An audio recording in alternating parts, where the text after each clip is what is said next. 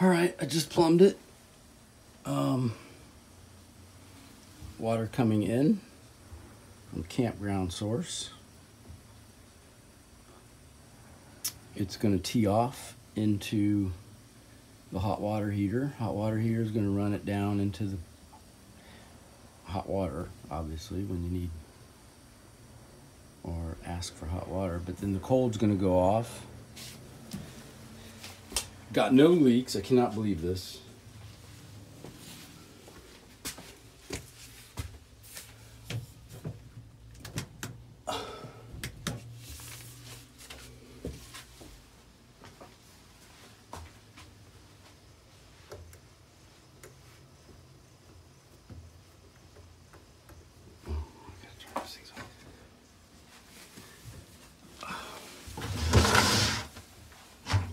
Here.